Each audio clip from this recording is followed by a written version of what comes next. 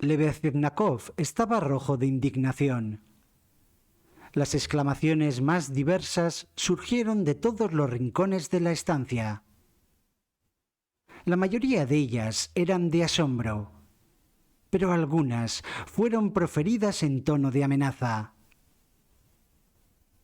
Los concurrentes se acercaron a Pietro Petrovich y formaron un estrecho círculo en torno de él. Catalina Ivanovna se arrojó sobre Lebeznakov. «Andrés Simonovich, qué mal le conocía usted. Defiéndala, es huérfana. Dios nos la ha enviado, Andrés Simonovich, mi querido amigo». Y Catalina Ivanovna, en un arrebato casi inconsciente, se arrojó a los pies del joven. «¡Está loco! ¡Estáis todos locos!», exclamó Lujin, ciego de rabia. «Todos son invenciones suyas. Que si se había olvidado y luego se ha vuelto a acordar, ¿qué significa todo esto?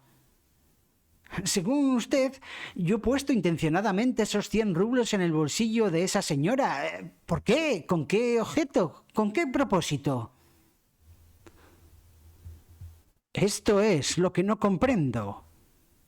Pero le aseguro que he dicho toda la verdad. Tan cierto estoy de no equivocarme, miserable criminal, que en el momento en que le estrechaba la mano felicitándole, recuerdo que me preguntaba con qué fin habría regalado usted ese billete a hurtadillas. O dicho de otro modo, ¿por qué se ocultaba para hacerlo? Misterio. Me he dicho que tal vez quería usted ocultarme su buena acción, al saber que soy enemigo por principio de la caridad privada, a la que considero como un paliativo inútil. He deducido, pues, que no quería usted que se supiera que entregaba a Sonia Simonova una cantidad tan importante, y además que deseaba dar una sorpresa a la beneficiada. Todos sabemos que hay personas que se complacen en ocultar las buenas acciones. También me he dicho que, tal vez, quería usted poner a prueba a la muchacha, ver si volvía para darle las gracias cuando encontrara el dinero en su bolsillo. O, por el contrario, que deseaba usted eludir su gratitud, según el principio de que la mano derecha debe ignorar, y otras 1000 suposiciones parecidas. Solo Dios sabe las conjeturas que han pasado por mi cabeza. Decidí reflexionar más tarde a mis anchas sobre el asunto, pues no quería cometer la indelicadeza de dejarla entrever que conocía su secreto. Pero de pronto me ha asaltado un temor. Al no conocer su acto de generosidad, Sonia Simonova podía perder el dinero sin darse cuenta. Por eso he tomado la decisión de venir a decirle que usted había depositado un billete de 100 rublos en su bolsillo, y al pasar me he detenido en la habitación de las señoras Kolivniakov a fin de entregarles la ojeada general sobre el método positivo y recomendarles especialmente el artículo de Piderit y también el de Wagner. Finalmente he llegado aquí y he podido presenciar todo este escándalo. Y dígame, ¿se me habría ocurrido pensar en todo esto? ¿Me habría hecho todas estas reflexiones si no le hubiera visto usted introducir el billete de 100 rublos en el bolsillo de Sonia Simonova?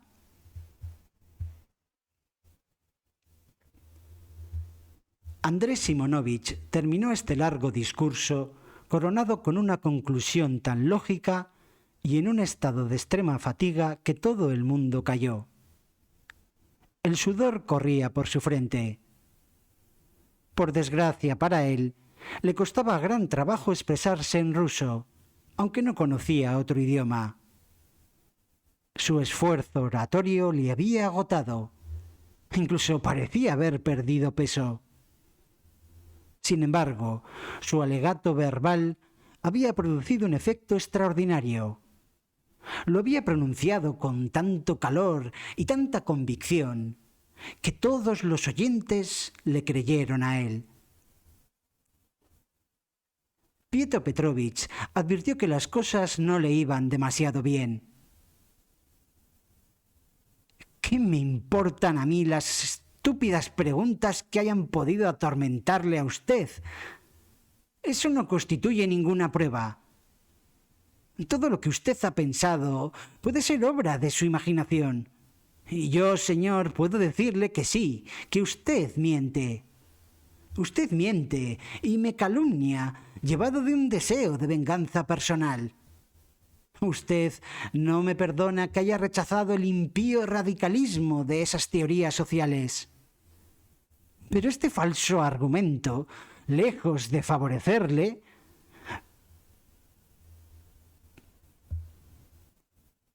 de pronto, Lujin se quedó callado. «Eso es una mala excusa», exclamó Lebeziatnikov, y levantó una oleada de murmullos en contra de Lujin. «Te digo en la cara que mientes. Llama a la policía y declararé bajo juramento». Hay un punto, un solo punto, que ha quedado en la oscuridad para mí. El motivo que te ha impulsado a cometer una acción tan villana, miserable y cobarde.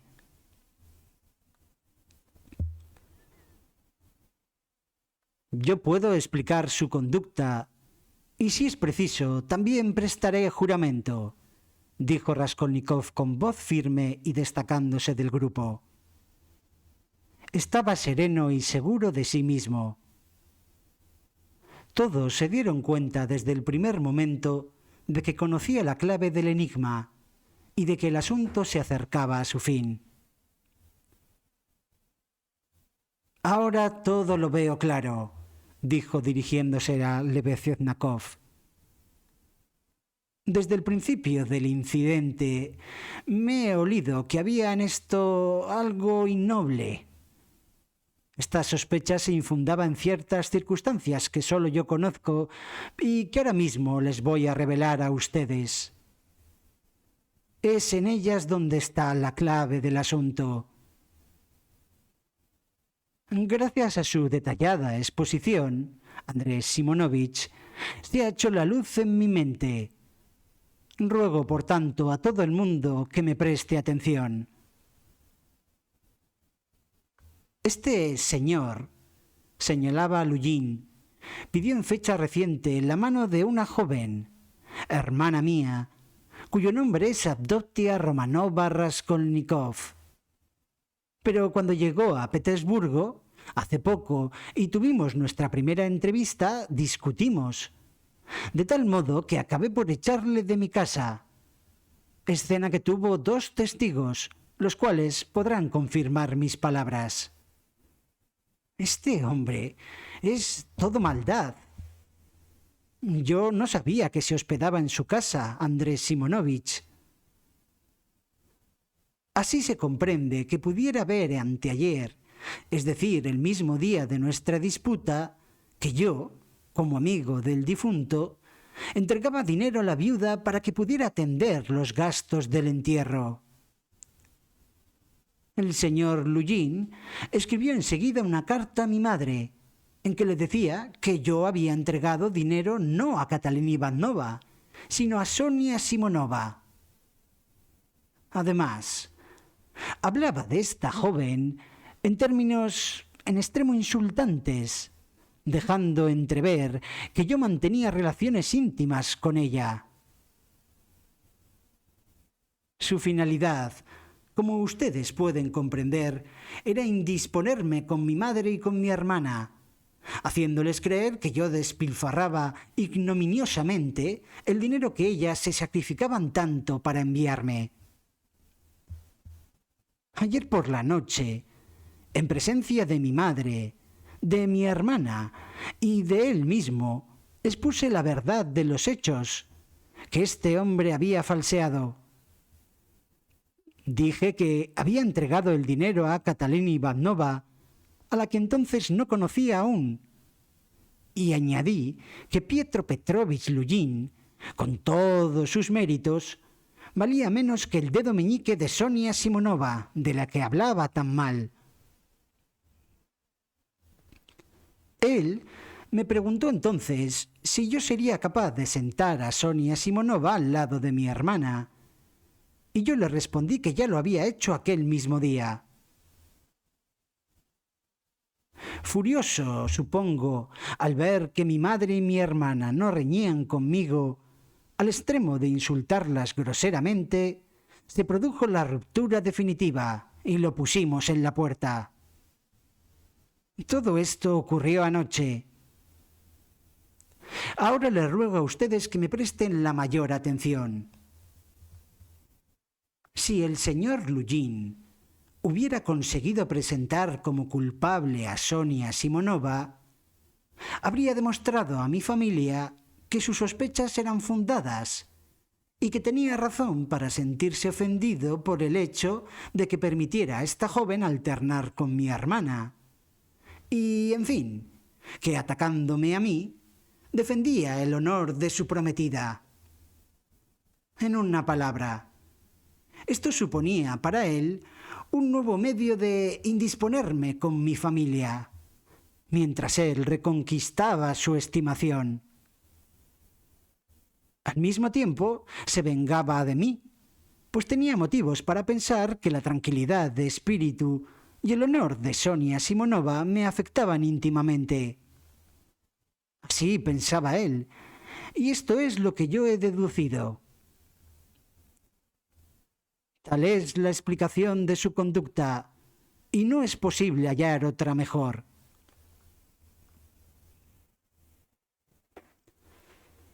Así, poco más o menos, terminó Raskolnikov su discurso, que fue interrumpido frecuentemente por las exclamaciones de la atenta concurrencia.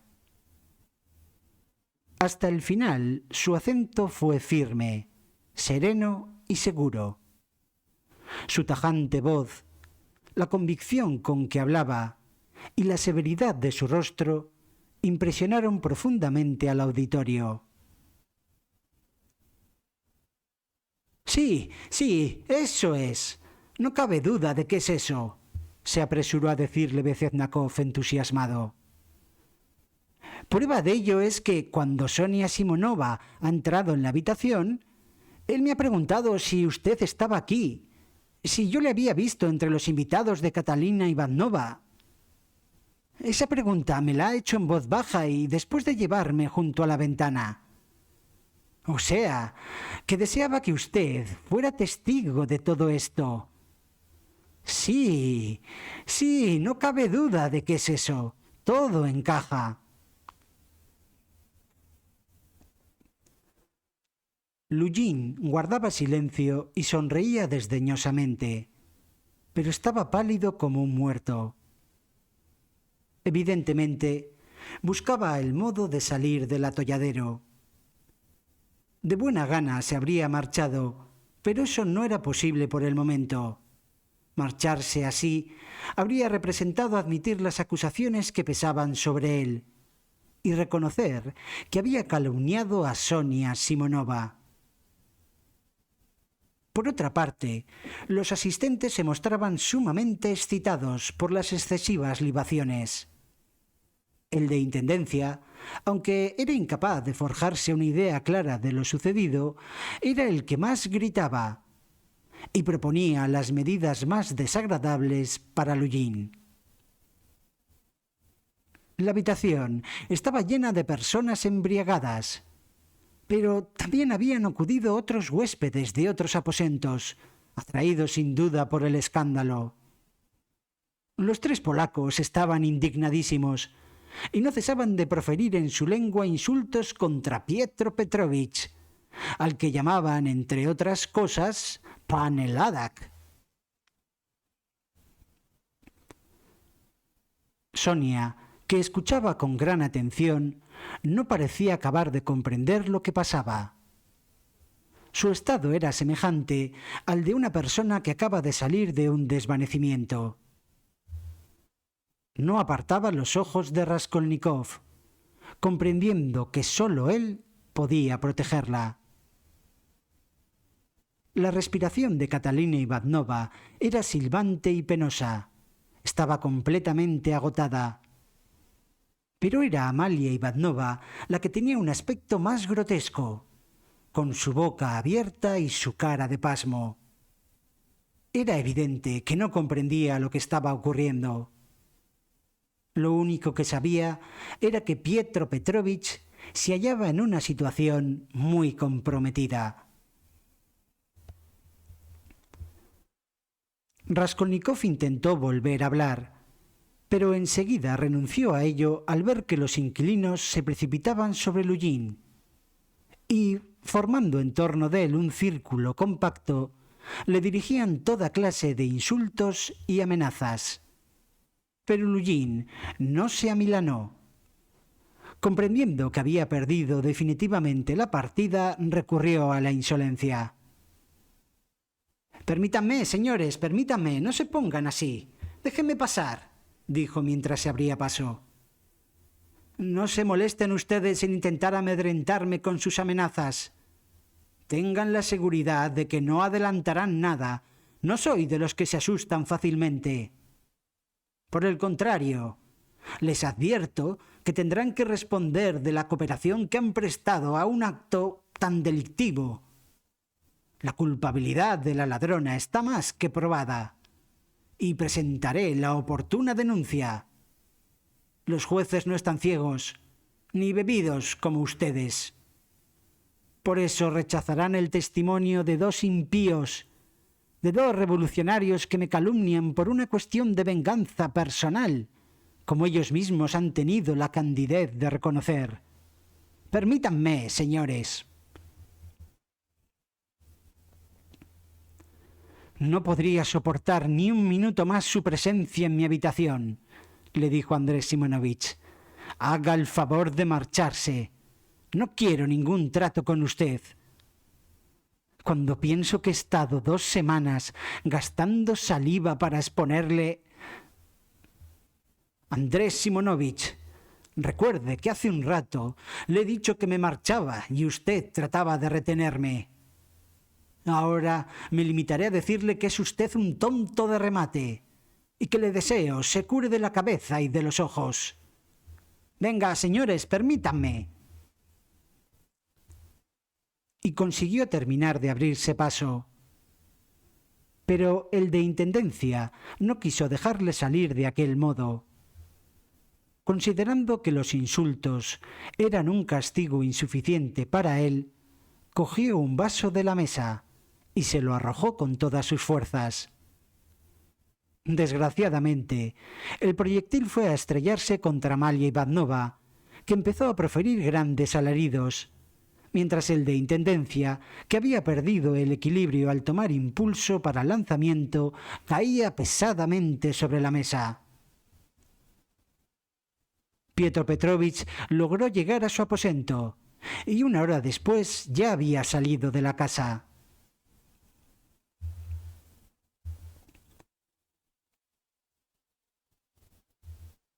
Antes de esta aventura, Sonia, tímida por naturaleza, se sentía más vulnerable que las demás mujeres, ya que cualquiera tenía derecho a ultrajarla. Sin embargo, había creído hasta entonces que podría contrarrestar la malevolencia a fuerza de discreción, dulzura y humildad. Pero esta ilusión se había desvanecido y su decepción fue muy amarga.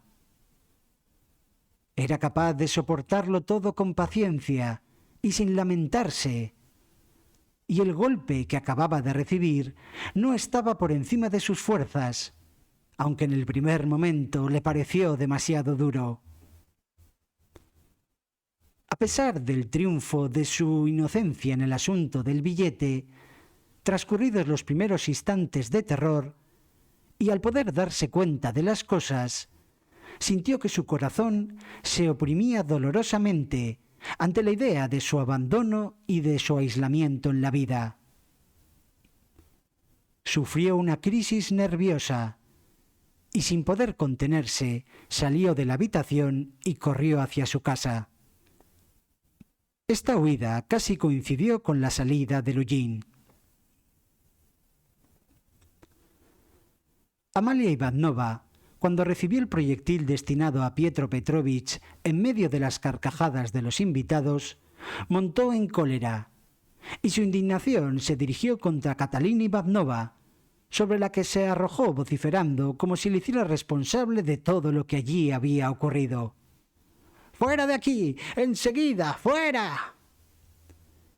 Y al mismo tiempo que gritaba, cogía todos los objetos de la inquilina que encontraba al alcance de la mano y los arrojaba al suelo. La pobre viuda, que se había tenido que echar en la cama, exhausta y rendida por el sufrimiento, saltó del lecho y se arrojó sobre la patrona. Pero las fuerzas eran tan desiguales que Amalia Ivanova la rechazó tan fácilmente como si luchara con una pluma. «Es el colmo. No contenta con calumniar a Sonia, ahora la toma conmigo. Y me echa a la calle el mismo día de los funerales de mi marido. Después de haber recibido mi hospitalidad, me pone en medio del arroyo con mis pobres huérfanos. ¿Dónde iré?». Y la pobre mujer sollozaba en el límite de sus fuerzas. De pronto sus ojos llamearon y gritó desesperadamente: «Señor, ¿es posible que no exista la justicia aquí abajo?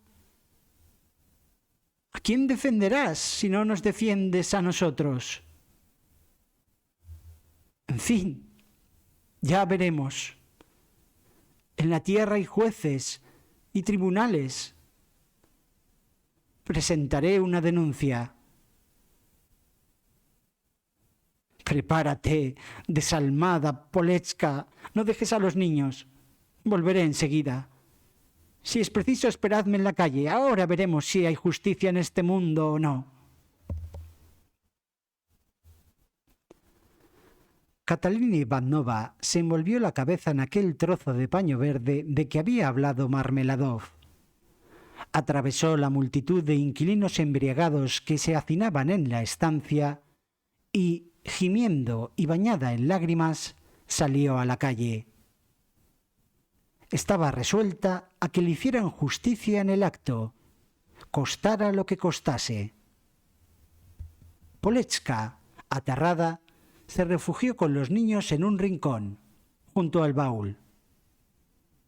Rodeó con sus brazos a sus hermanitos y así esperó la vuelta de su madre. Amalia Ivanova iba y venía por la habitación como una furia, rugiendo de rabia, lamentándose y arrojando al suelo todo lo que caía en sus manos. Entre los inquilinos reinaba gran confusión. Unos comentaban a grandes voces lo ocurrido, otros discutían y se insultaban, y algunos seguían entonando canciones. «Bien, creo que ha llegado el momento de marcharse», pensó Raskolnikov. «Vamos a ver qué dice ahora Sonia Simonova». Y se dirigió a casa de Sonia.